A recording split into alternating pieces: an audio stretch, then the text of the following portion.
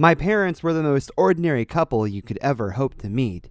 My mom liked to attend book clubs and often busied herself with her baking. Dad wore a suit to work and had a habit of checking his watch a dozen times throughout breakfast. They weren't at all interested in anything one might consider extraordinary. Humanity could have made contact with an alien civilization, and they wouldn't so much as look up from their coffee mugs. Whenever I needed help with my homework, I could count on my dad's help. If I fell and tore a hole in the knee of my pants, I could count on my mom to sew them right up. When I suspected that a boy lived under the sink, well, I was on my own. The first time his muffled voice chimed up through the pipes, it didn't say much of anything. It was mostly restricted to quiet moans and grunts exacerbated by the acoustics down there. For a time, I roamed the house in an effort to locate the source. It was an adventure for me back then. Nothing frightening, just a mystery that needed solving. My investigation ended in the kitchen. I successfully scaled the looming countertop and pushed aside a set of semi-dry plates for a better view into the plug hole at the center of the sink. It was dark. Too dark. As if a jet black veil covered the entrance that no light could penetrate. Suddenly, the mystery didn't seem all that harmless to me anymore. Just as I turned to hop back down to the floor, I thought I heard the voice calling my name. I paused and cocked my ear. It came once again. Kieran. Nope. I slid to the safety of the cool kitchen tiles and fled the room, screaming about the boy under the sink and outright refusing to go anywhere near it. My reward was a slap on the wrist and a lengthy berating about telling lies. One day soon after, my mom refused to fetch me a cup of juice. I clenched my teeth and held my tongue. If I protested, she'd grow suspicious. They mustn't find out that I still believed there was a boy beneath the sink. Holding my breath, I pushed open the kitchen door and rushed to the refrigerator, bare feet slapping against the checkered floor. Kieran, please help me. I kept my eyes fixed on the task at hand, shakily pouring the orange carton whilst refusing to acknowledge the disembodied voice. It began to sob. Kieran, please. No one else can hear me. I'm going to be stuck down here forever if you don't help. I don't want to die down here. I just want to go home. I maintained the facade, slotted the now considerably lighter carton back into the refrigerator, and turned to carry out my filled cup. You aren't crazy, you know. I paused. There's a reason you're the only one who can hear me. Why? I said, unable to stop myself. Because you're special, like me. What does that mean? Well, like I said, you can hear me. That makes you special. As for me, how many other boys have you met that live under a sink? I giggled despite myself. I would very much like to get out, though. It's scary down here. What's it like? I asked, inching closer. I was tall enough now that I could see into the sink if I stood on my tiptoes. Well, for starters, it's dark. I can't see anything aside from a small circle of white above me. I pondered for a moment, wondering what the circle could be.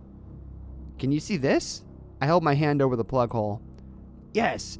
Is that what you look like? You look a little strange, if you don't mind me saying. No, silly, I laughed. That's just my hand. Oh, I'm sorry. That's embarrassing. Haven't you ever seen a person before? I asked, withdrawing my hand. I see a woman and a man from time to time. I get covered in water and bits of food whenever they show up. It's thanks to them that I can survive down here, actually. How long have you been stuck in there? The voice took a moment to respond. You know what? I have no idea. Mom called from the living room, demanding to know what was taking so long. I'm sorry, I have to go now. What's your name? I don't have one. My fear of the voice all but evaporated. From that day on, I spent as much time as I could get away with, perched next to the sink, legs dangling against the cupboards. I told the voice all kinds of things. What happened at school each day, people I liked and disliked, the childish dreams I aspired to, anything and everything that came to mind. I knew I could tell the voice in confidence. Eventually, I got sick of referring to the voice as the voice and decided to name him.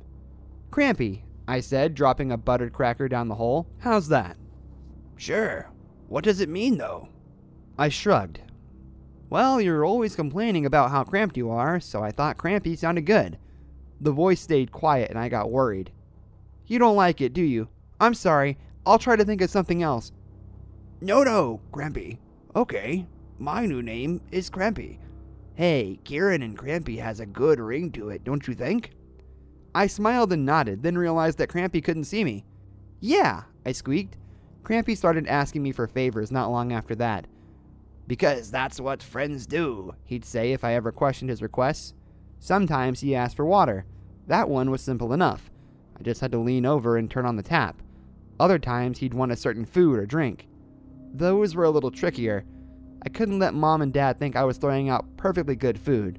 One day I was holding my favorite toy out over the plug hole to show Crampy. A small plastic action figure with movable limbs. "Can I have that?" I clutched it to my chest and pouted. "But this is my favorite one." "Kieran, we're friends, aren't we?" "Yes." "Friends share. Give me the toy." His voice took on a stern quality I'd only ever heard from grown-ups before. I got the same sense that refusing this request would lead to some kind of consequence, so not wanting to upset Crampy, I held out my cherished figurine and dropped it, before leaving the room whilst fighting back tears. The missing toy didn't go unnoticed. Dad exploded when I confessed to what I'd done after a relentless barrage of questioning, spit flying in all directions as he seethed to my mom about how fucked up I was. Their temporary solution was to ban me from the kitchen, and honestly, I wasn't all that upset about it. I wasn't so sure I wanted to be friends with Crampy anymore. Mom taped a hastily scribbled sign to the kitchen door to serve as a constant reminder that I wasn't to enter. But as days turned to weeks and weeks turned to months, I started feeling lonely again. My parents were poor company at the best of times, and now more than ever, I could really use a friend. I was still sad about losing my toy, but then I reasoned that Crampy had probably never played with one in his whole life. It was mean of me not to share when I had an entire box full of them just sitting in my bedroom. I decided I wanted to apologize and hatched a plan to sneak downstairs once Mom and Dad retired to their room for the night. I winced at every creak of the old staircase and held the kitchen door handle so the latch wouldn't spring back too loudly when it clicked shut. "Crampy, are you awake?" "Where have you been?" He didn't sound happy. "Mom and Dad haven't been letting me in here. I'm sorry for leaving you all alone," he finished. "Why did you tell them about the toy? I thought you could keep a secret." "I can, it's just..." "You're scared of your parents, aren't you, Kieran?" I nodded, forgetting once again that Crampy couldn't see me. To my surprise, he responded, "I thought so, but you know something? I think you need to be more concerned about how I feel. You really upset me, Kieran. We're supposed to be friends and you abandoned me. But there is something you could do to make it up to me." "What is it? I'll do anything you want. I just want to go back to how things were." There was a shuffle followed by a wet slithering sound.